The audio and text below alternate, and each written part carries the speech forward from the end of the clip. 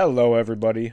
Welcome to the Just Two Brothers podcast, where we will be sharing our journey so far and some of the simple tactics we've learned that have helped us become great leaders.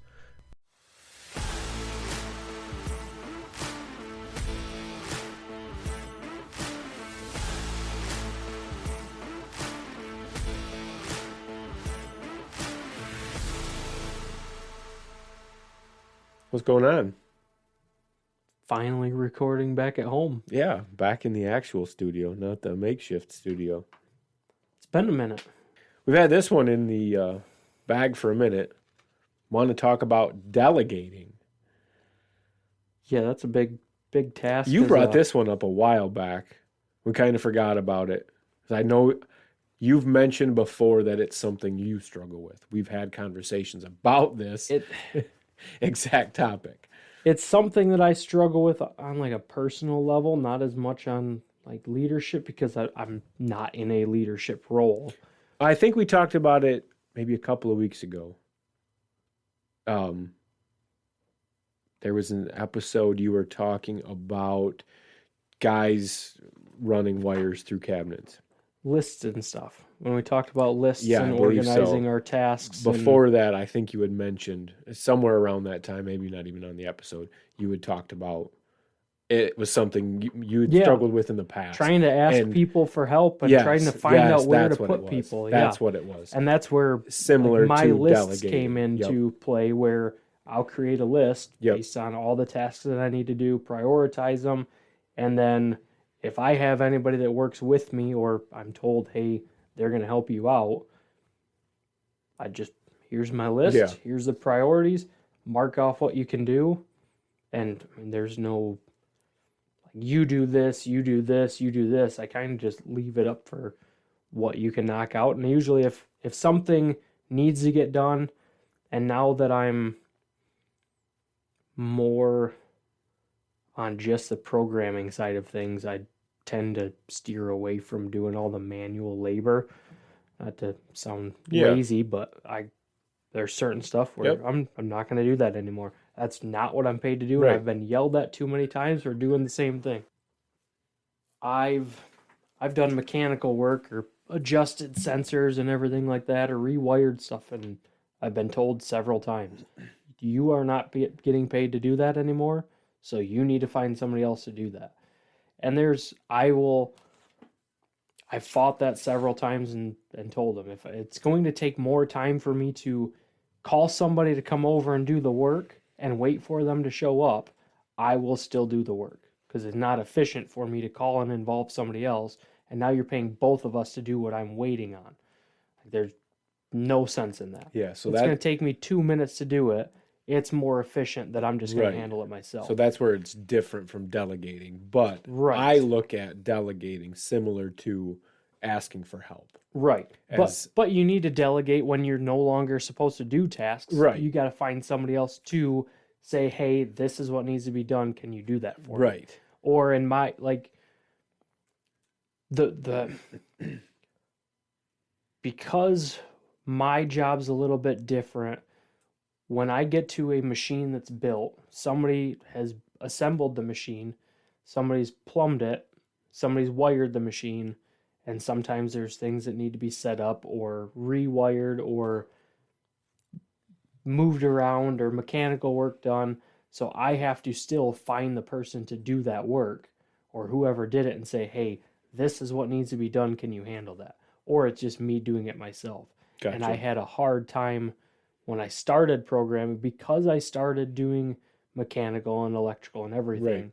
It's so natural for me to just jump back into, well, that's got to be moved. I got to make a bracket. I got to add a sensor here, and I'll just do it. Instead of saying, hey, this all needs to be added. Can somebody do that for me? And that's where I needed to learn to delegate and say, I have other things that I need to do when I have the time to go and do stuff, or I have other things I can work on. That's when I need to say, hey, I need one person. I need one person to wire these sensors in while I go and do something else. That's where I had to learn to delegate. Okay. So it's not not as far as like a manager where I have an overflowing plate of work. And that's where I think you're coming from. Yes. You have too much on your plate and you have to pass it off. Or not even necessarily. Not I mean, not have to pass it off, but No, not even that it's your work. Sometimes you can get too hands-on mm-hmm. and you need to learn to step back and delegate some of those tasks that you have team leaders. You have other people below you that are supposed to be doing the things you're doing. You need to be empowering them to do their job rather than doing their job for them. Right. Unless you're a team leader, in which case you're going to be getting that hands-on experience there. But as a supervisor or somebody higher, you would have people below you that they're the ones that need to go take care of that, not you. So you need to teach them how to take care of that, and that's where you need to learn how to delegate. Other times, yes, it is exactly like you said, where you just have so much stuff you need to do, you need to start handing it out. Right. But what I was saying earlier, delegating is similar to asking for help in the fact that you have to be able to set your ego aside along with, I mean, you have to have a certain level of trust in people and allow yourself to have that certain level of trust in people, or just take that leap of faith and deal with the repercussions of that decision. I think that's more or less the big one. Just forcing yourself to take that leap of faith. If it doesn't get done, okay. Yep. Then you have to handle start it. out with small tasks to see if people can handle things, and you build on it from there. Once they show that they can get things done, you hand them more and more and more. But yeah, you gotta and then gotta learn initially they're able to do the same thing when they move up, and that's how they can move up. Yeah, they learn from experience, and that's where once you start doing it, then you've become accustomed to it and you start getting that experience, it becomes that much easier. Would you say that's where that's the part of delegating that ego gets in the way of, is not wanting other people to learn, not wanting to pass that knowledge on? Yes. I guess that'd be insecurity. Yes, and that's for multiple reasons. Because they're worried about, most times it's because they're worried about losing their job. Or they don't feel competent enough to have their job as it is, so they have to Maybe overprove themselves. Maybe. And in which case they're just going to fail ultimately anyways, because they can't handle the job initially, so they can't handle more tasks. But more often than not, it is because they don't want somebody to take their job. That is what it always boils down to. If you look at it, people that are scared to delegate and teach people are scared that they are going to be teaching their replacement. Ask around. That fear is more common than you realize. And I 100% I believe it, because I've seen it. I know plenty of people that you can tell when they're overcompensating for what they're doing, because they're afraid of losing it. They won't pass on knowledge. They don't want people learning what they know, because it just makes them insecure. It's this hidden secret that they or somebody has away from everybody. Somebody has wronged them in the past, so they hold that offense against them, against everybody else. Yeah. I was just having a conversation with somebody I know about pricing and everything, and he said way back in the day his family got burned on sharing how much they charge for certain work, and he said ever since people left and undercut them and underbid them on pricing, it's like they started their own business for years, they screwed us over, and said it's been a secret in the family ever since. So we do not share. It's been 30 years. Nobody knows how much we charge for any of the work, because it's 100% stays in the family, because somebody's fucked us over. Hmm. Like, oh, that I understand why you are the way that you are about Right. shit now, and why you get weird when you ask just genuine curiosity questions like, what do you get for that kind of work? That's why he's been held that kind of close, so it makes sense. But that's just an insecurity. I get it. Right. You've been wronged, you've been screwed over, but you learned a lesson, and now you're going to stick with it. So if somebody's done them wrong, they're not going to give out information. They're not going to share that because they don't want somebody taking it out from under them. Yeah. But yeah, most of the time, people are scared that they're going to be teaching their replacement, and they don't want that. But isn't that that's the exact whole mentality point you of should leadership? have? Is you should be leading yourself out of a job. Right. You should be working towards the goal of you are no longer needed. It will never happen.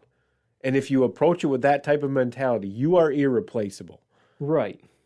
Because of your knowledge and because of what you're able to do. If you're effectively leading people and teaching them, people want that type of leader. You're going to end up more or less selling the leadership aspect of it, as opposed to the actual knowledge that you have. Exactly. Because people can learn the job. You want easy. people to have the knowledge. You don't want to have to work that hard. Right.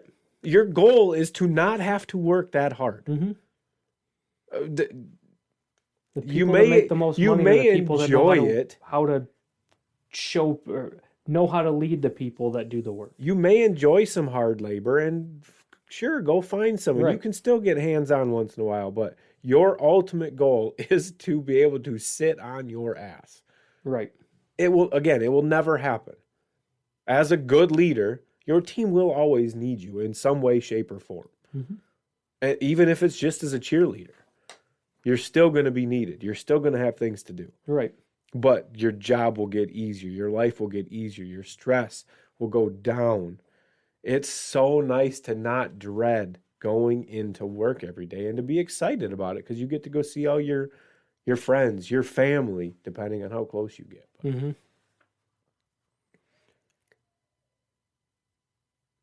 But yeah, so I've seen that more often than anything be behind why people are scared to delegate. They give away too much. Exactly. If they give away too much, somebody is going to be better than them. So like you said, they're insecurity, and that's what keeps them from wanting to delegate, which is ultimately their ego. Mm-hmm. They're allowing their ego to get the best of them, or I guess lack thereof. They don't have enough confidence in themselves. Right. So what exactly does delegating mean?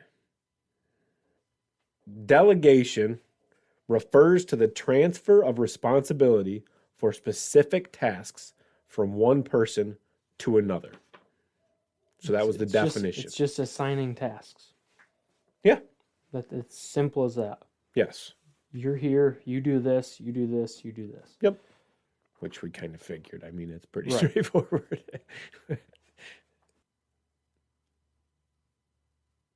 How do you effectively and efficiently delegate?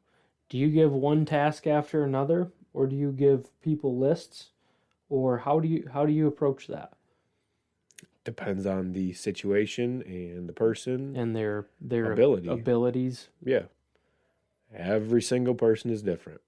Some people aren't equipped to be able to take on extra tasks. Right. They're a one-track mind. You can give them less information than you can give others. Yeah. And they can work with it. They can make their own decisions. Some people you want to give less information because they're further along in development, or they just are able to handle that much more, and they can kind of design their own ways to certain things, and you want to take advantage of that when you can. You cater to the individual. Yeah. Every situation is different. Every single person is different. That's why you have to get to know your team. Right. Building that level of respect with your team is critical. We've said it from the beginning. Yeah, because if you don't know what people are capable of, you don't know how they communicate, because not everybody listens and learns the same. Mm-hmm. We covered in communication last week. yeah, you learn how to cater to each individual. Yeah. Yeah. And that's when you start to learn what tasks can go to what people, how many can go to each person. And yeah, you just build on it from there. Some people have the ability to get better, some don't, but you learn all that through trial and error. You're going to fail. People are going to fail at the tasks you give them. That is okay. Have you ever given somebody too many tasks or a task that you could tell they didn't want anything to do with? Yep.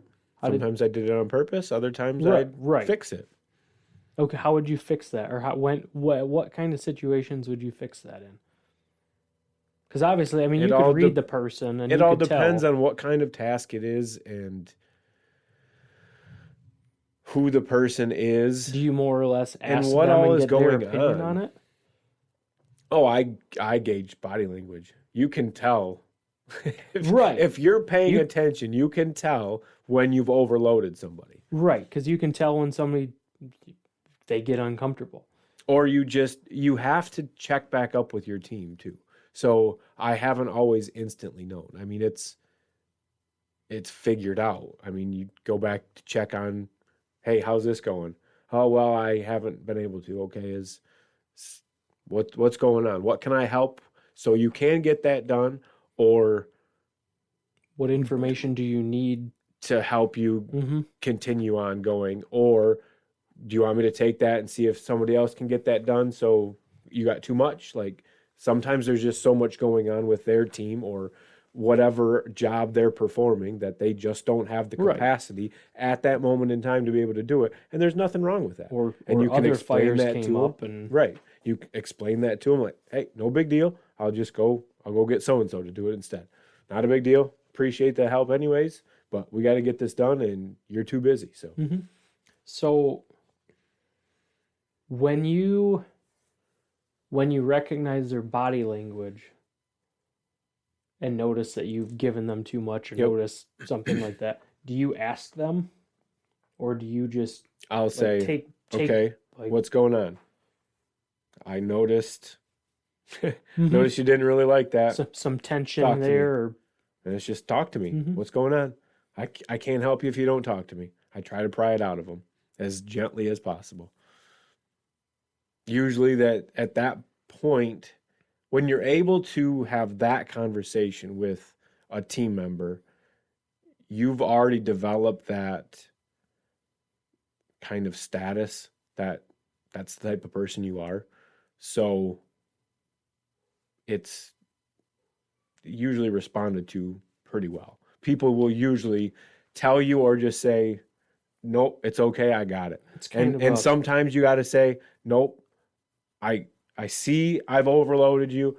Don't worry about it. I've got it. Other times you need to push them. Yeah, you got to push them and test them. If they say, yeah, I'm a little busy, but I'm going to get it done. Sometimes you got to say, all right, let me know if it's too much. Right. And you always got to give them that fallback. I mean, your team should know at that point that you're there for them.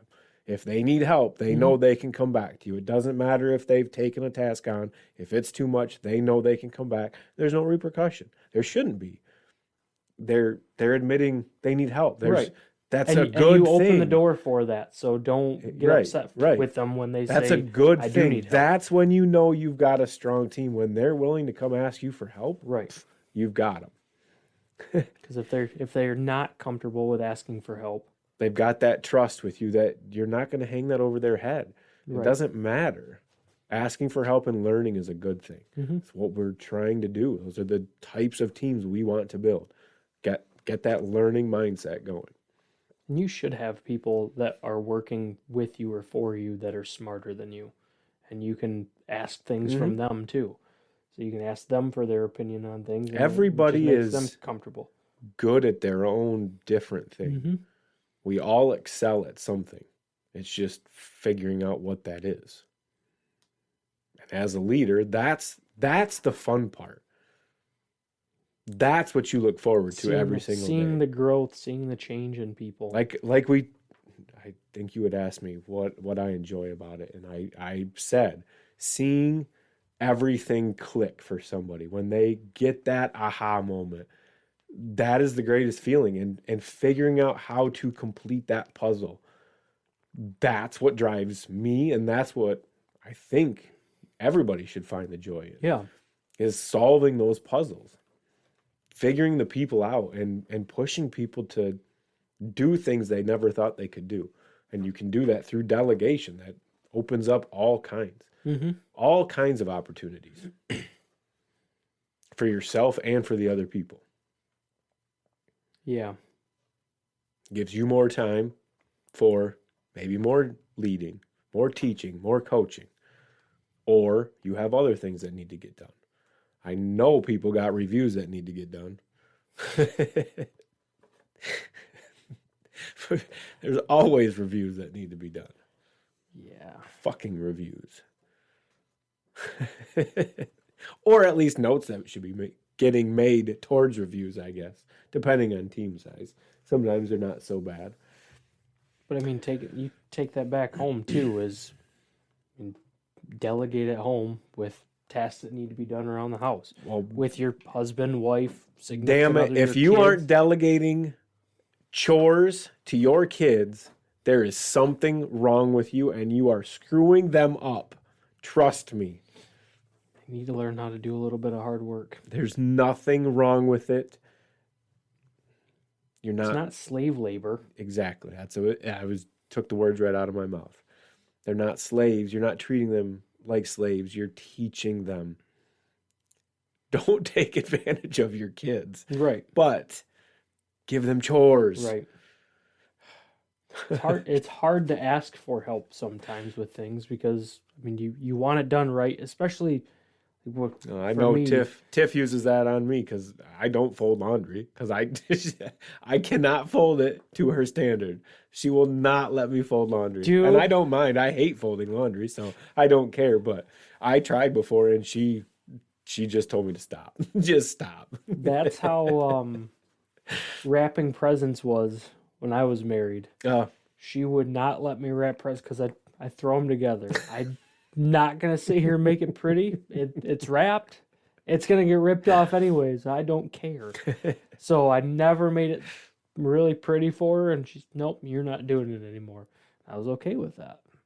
Tell me I'm not allowed to help with that because it's not gonna be to your standard. That's fine. Have you ever pretended to be bad at something To get out? I think I was really bad at wrapping presents because I hated it so much.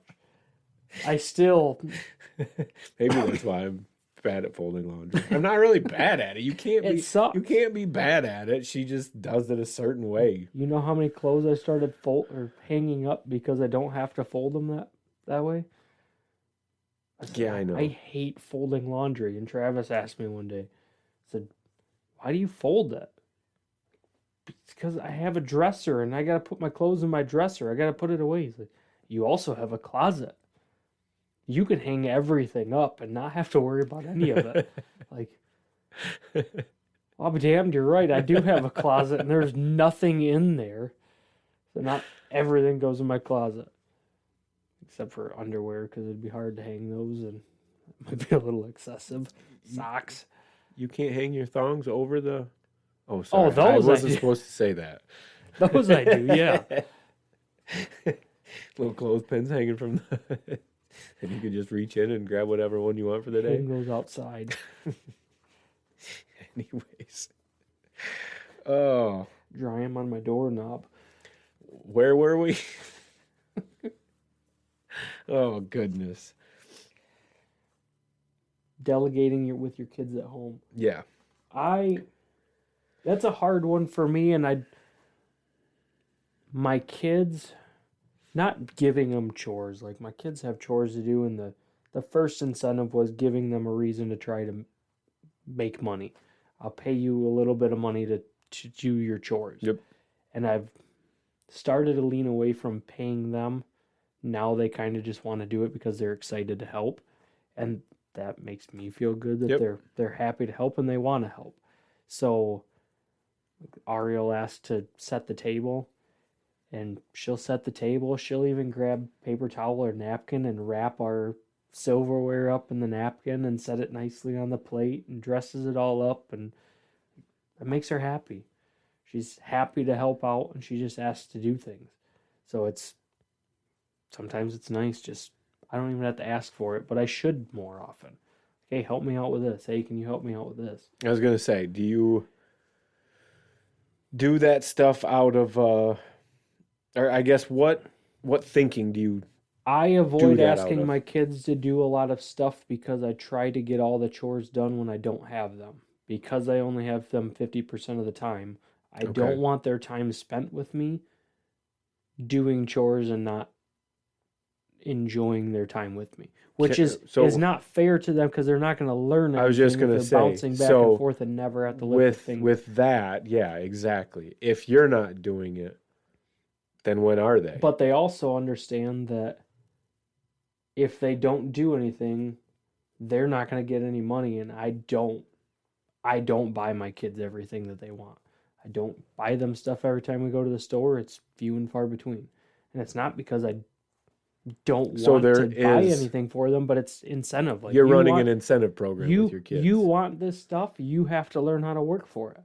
And now they've gotten to the point where they've outsmarted me, and I love it. But they're little entrepreneurs, dude. They'll like, well, you guys want to pick up dog poop? I'll pay you $5 a bag to pick up dog poop. Screw that. They want nothing to do with picking up dog poop. They'd rather set up a lemonade stand and make $100 in 4 hours.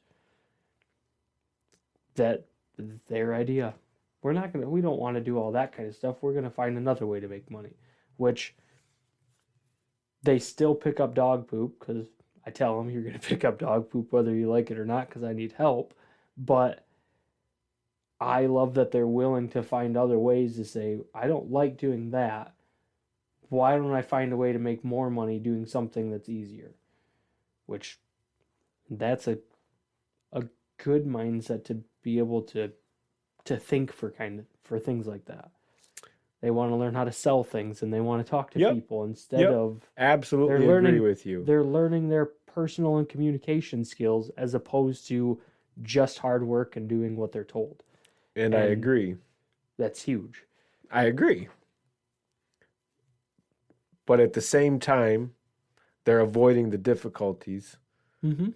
Which is why they don't get to avoid them because they still end up doing them. No, I guess And that's what I'm trying to get at. Like, do you still make them do that? So you've I've eliminated actually- the incentive with the chores by I've ending up taken- making them doing it. I've taken the payment out of it and more or less sold it on the reasons for delegating as you guys want dad to spend time with you, which I will always make time to spend time with my kids. But there's still things that have to be done. I still have to clean up the house. Laundry still has to be folded, and I can't only do it after they're or in the hours that they're sleeping because then I'm never going to sleep. Right. So, I've told them before, I have this to do, this to do, this to do, and this to do. That has to happen this weekend.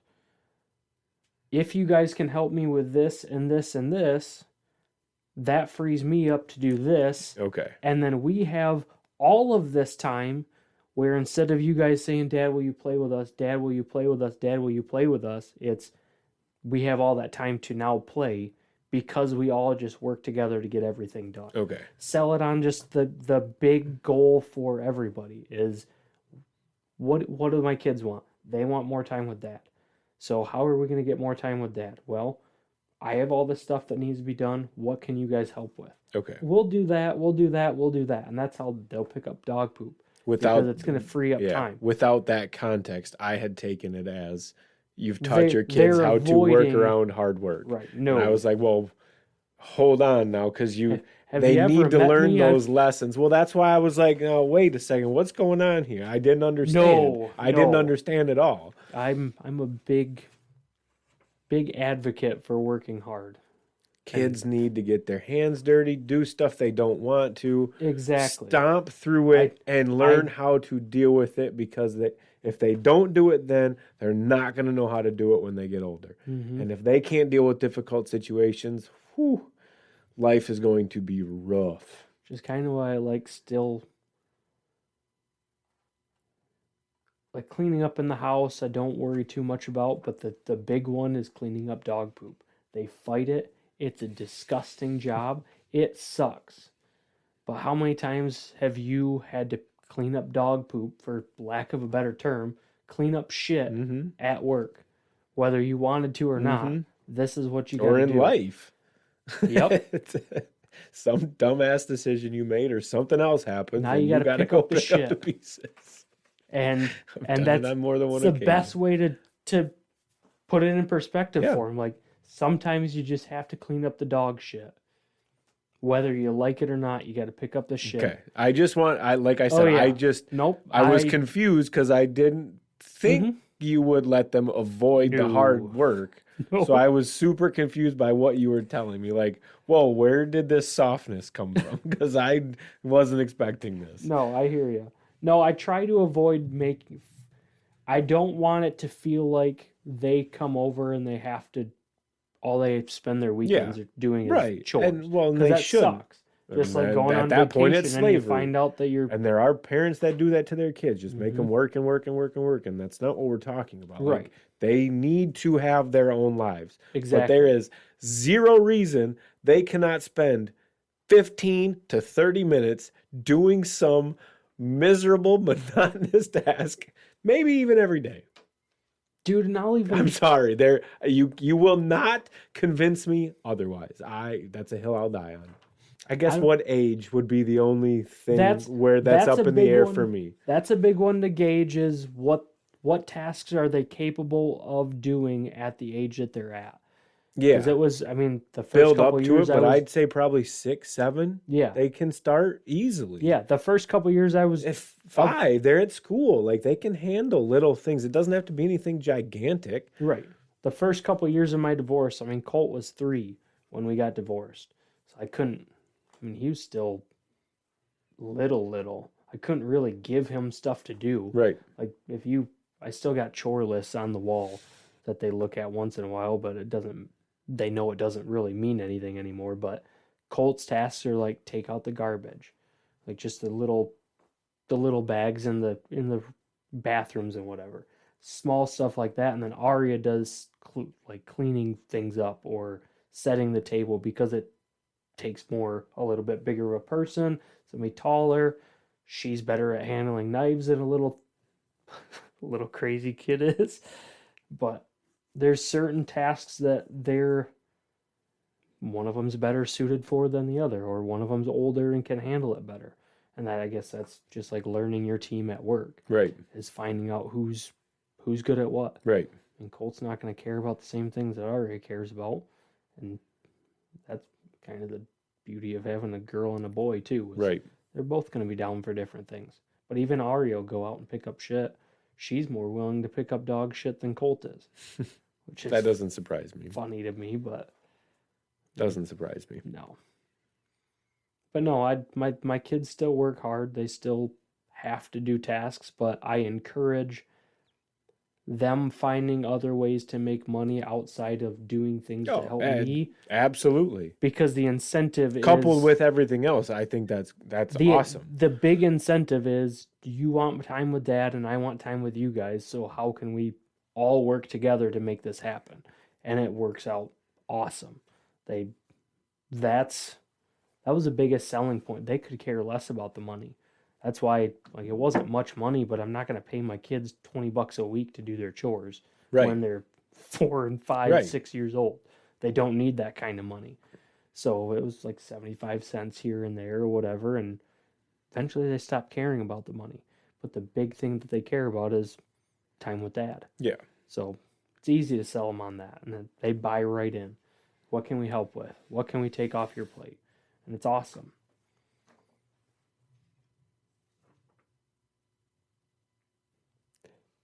Is delegating lazy?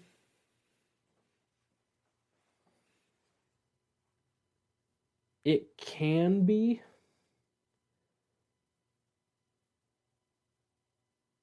If you're using it to avoid doing work altogether. If you're utilizing it in the aspect of trying to free up time to do other tasks better suited for you, Now, if you're just doing, you're trying to free up time for dumb shit just so you can do the easy stuff, then I think it's lazy. I think it can be used to avoid hard work. And I think some leaders make that more obvious than others. But if it's used the correct way and with a leader with good intentions, I don't think it is at all. I've found, so I agree with you. Everything you've said, I agree with. I've found that when you show you are not lazy and a lot of times you end up not having to delegate at all. Yeah. Because your team comes and bails you out. Hey, I got that. Hey, let me do that. Hey, I got this. You got other stuff to do. Let me handle that. Mm-hmm. That, I can't tell you how many times that happened. Whether it was sorting parts or having to go turn on some machine or do something or other or find inventory, whatever it was, somebody would always come up to me and say, Can I do that for you?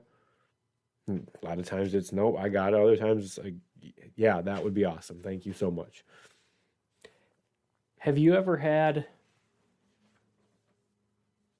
someone in your team approach you on behalf of somebody else trying to get more work delegated to somebody else? Trying to help them out maybe? Or communicating for somebody else? Because I've had to do that in the past too. I've had like team leads come and say, I think so-and-so is ready for more. And that's when I respond with, okay. So what are you doing about it? So give them more. Yeah, like, what are you asking? I trust you. Mm-hmm. You've got your job for a reason.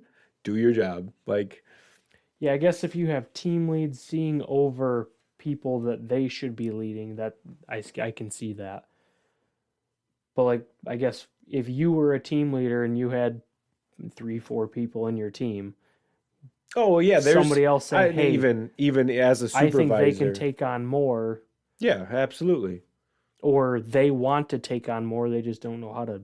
Maybe sometimes people don't know how to communicate. Yeah, it happens all the time. Especially if you build that strong team, your entire team is doing the same thing you're doing. Mm-hmm. It doesn't matter if they have a leader title or not. They're doing the same thing because you've built that kind of culture. Right.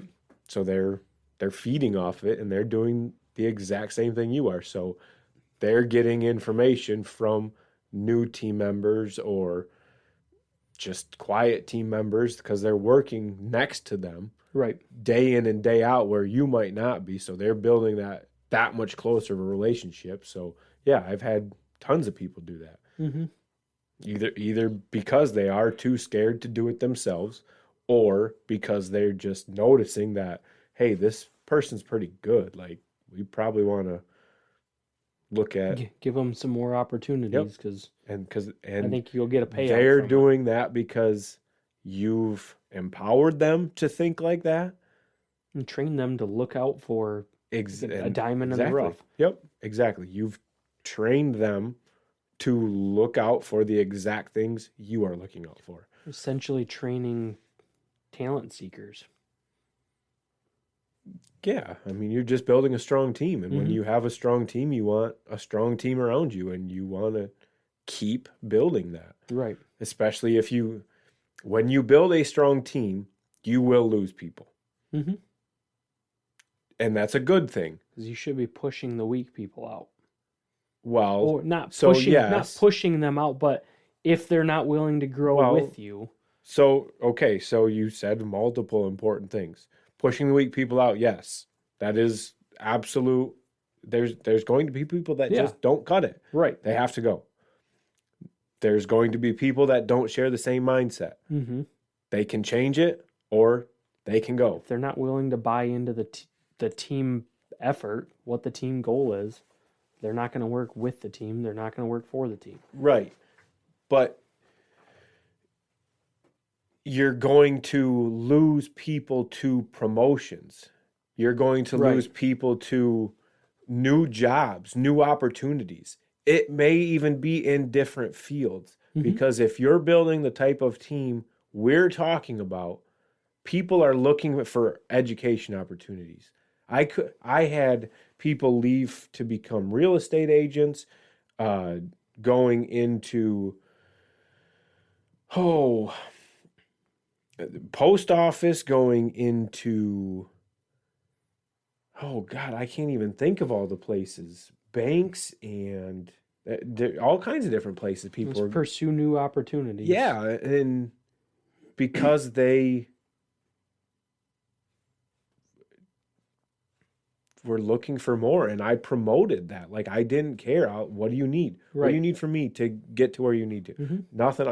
I'm here for a couple of months until I finish this up so I can move on to this. Okay, perfect. Let me help you just get through these next couple of months. Give you a good recommendation if you work your ass off. Right, but even other people that you've worked with, just maybe you got them to see things differently, and something they never thought they could go for, now they realize is within their grasp. So they go after it, they get it, they move on.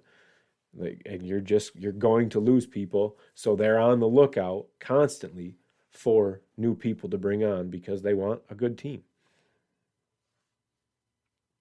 So yeah, there's multiple reasons you lose people. But it's a good thing if you're leading effectively. It's a good thing when you lose people like that. Yeah, because you should not be losing people if you're if you're losing people for any reason other than that, it's due to poor leadership. Right. And then that's on you in the first place. But you wouldn't be building a strong team, and chances are it's more than one person. Yeah. And somebody probably presented that to you. So I don't know how many people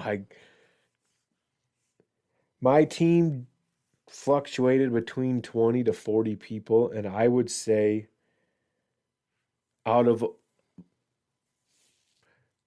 at the automotive place in that 4 years, over the 4 years, I probably had minimum 30 people move on to other jobs, most of them better, or get promoted.